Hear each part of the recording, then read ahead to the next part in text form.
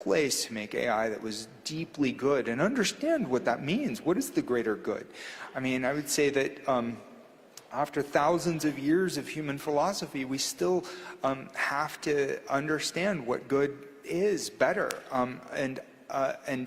So it's an ongoing quest to understand what these things are. I mean, I think that the Sustainable Development Goals are wonderful, and they're a step in the right direction, and reaching quantitative metrics are good, but still they're approximations of how we can do better for the future, and we can probably achieve better understanding in that way.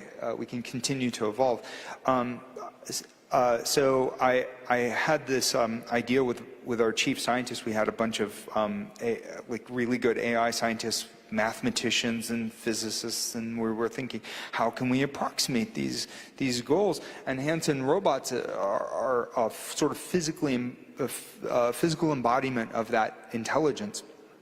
But we thought, what if we took those goals and created a kind of trustworthy network, a blockchain-based AI framework, and see if we could wire these goals of this idea of maximizing for net benefit for the greater good, and wire those in. And we formed a nonprofit that we call Singularity Net, but it's not alone. There's many other kind of attempts at this, Solid and other blockchain-based AIs that are supposed to be out there for good, for openness, for transparency, but also for making people's personal and private data very, very secure and safe for them, and making sure that benefit is returned where it should be.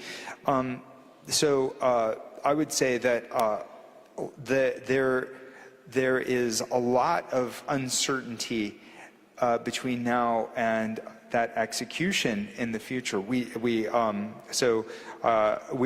in effect, this whole planet, a kind of startup, and are we going to make it as a planetary startup? That's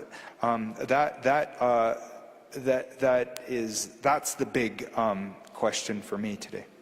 Yeah, being a startup every day is just surviving is like just a huge win every day when you're a startup. Would anybody else like to share a story on how they got over that hump or got over the challenge? Yeah? Okay. I became the head of Kawara Group in 2005, and at that time I was just looking at the R&D group at the back then was called the aircraft division of Kawara Industries. And in 2005, what happened was a big scandal in the construction industry. And my company was involved in that. And our chairman, which was my father, and the president had to step down. And some of the directors had to leave. Suddenly, couple of weeks before the shareholders meeting, I was told I'm going to be the next president, and what a construction industry in Japan was really big until about 1990, and that was when my father was growing a business. And right now, our bridge industry that we have is about 1/4 of what it was back then. So the market really shrunk. And our company was in the bid rigging scandal, and I was trying to grow my robotics business at the same time. And I do whatever I could to survive. I had to beg the banks, and my father didn't want to let go of anybody. He sees the company as a big family. We had about 2,000 people in our group, and I have to shrink it down to about 1,600. But right now we're back to almost 2,200 now. But in that time, we have to overcome the problem with the financial crisis of 10 years ago. 10 years ago. And still have to try to make the company sustainable. To do that, I made 3 goals. One is to make sure our main business, the ongoing business, is profitable. So we have to really buckle down and do and work very hard to make that a strong and profit and making profit business. And number 2, that world is changing, so we have to invest in the new businesses. That includes the robotics is one, and I do have a green business, which is still small, but I believe in it, so I'm trying to grow it. And the number 3 is the most important, to invest in our people, and people that work very hard are rewarded and feel good about what they're doing. So I'm still not there at the level I like, but those are the 3 core values I'm trying to make it so it's a sustainable business. Thank you. We're going to open it up to questions. 2 questions. 2 to 3 questions. I'm being given the green light on. I don't know if someone is out there with a microphone to give to people, but gentleman with your hand up there, do you have a question?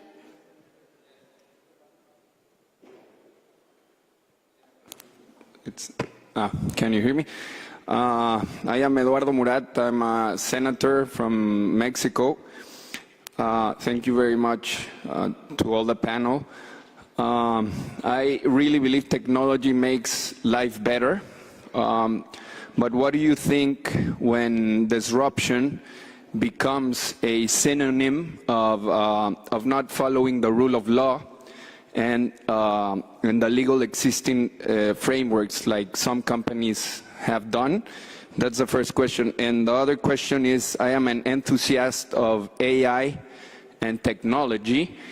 But what is your opinion of what a lot of the leaders in Silicon Valley, like Elon Musk and Peter Thiel, have said that AI and big data combined can be a menace to society if we are not careful enough, and that it can turn against us? And what do you think about that? Thank you very much. This is open to anybody, but I just looked at David. So. All right. We have to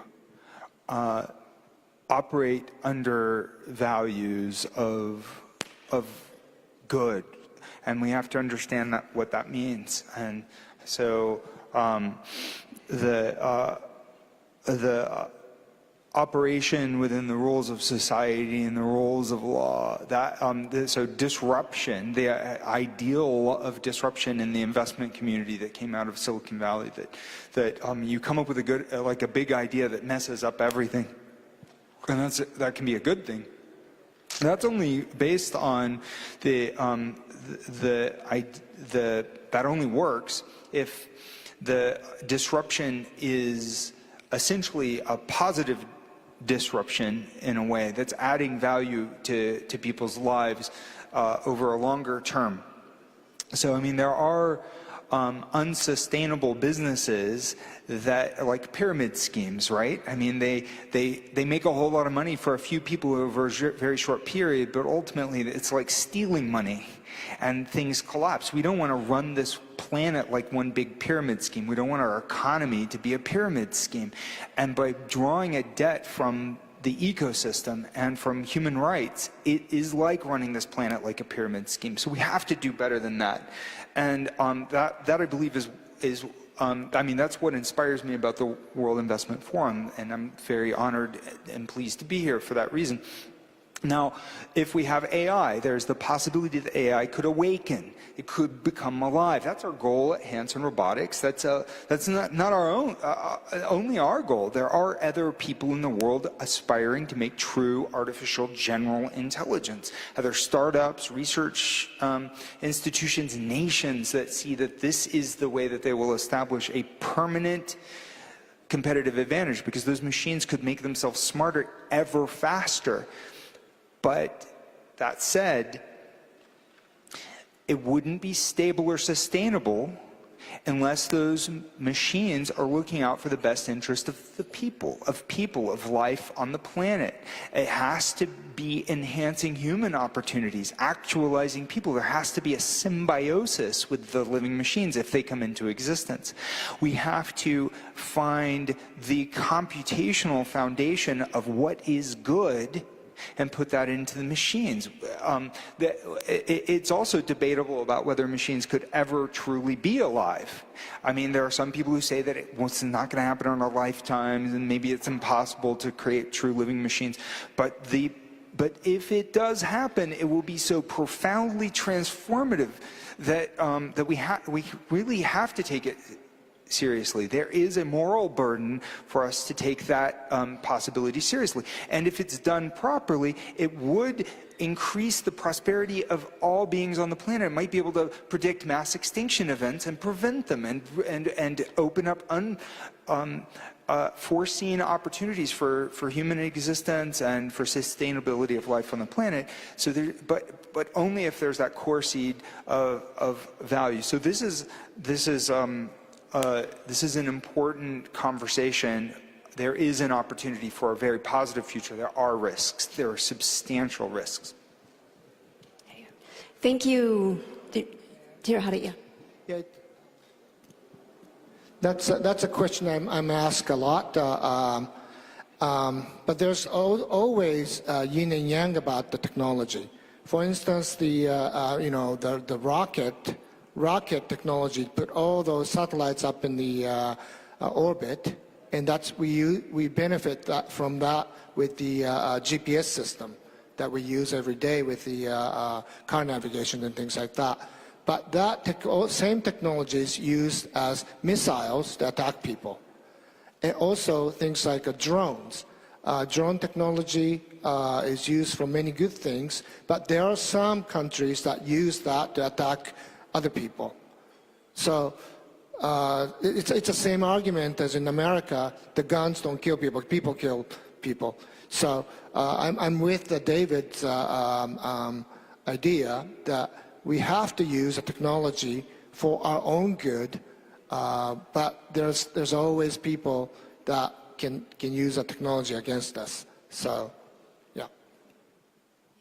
So I think we're all in agreement that we're on the side that's tech for good. I'm sorry we don't have any more time for questions, but the panelists will be out in the reception, so I'm being asked to wrap it up. But thank you everybody for staying and joining us for the conversation and joining us for the Game Changers Summit. Please give the panelists a round of applause again. Thank you. Thank you. So before our reception, I'm going to welcome to the stage Mr. Jory Weber. Thank you very much.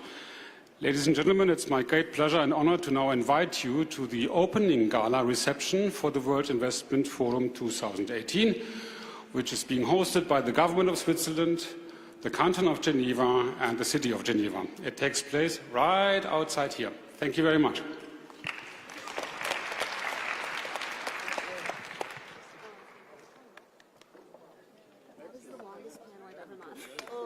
And they kept, as soon as it got to 5:30, I was like, I'm doing your audit. I was like, I don't know if we're going to talk for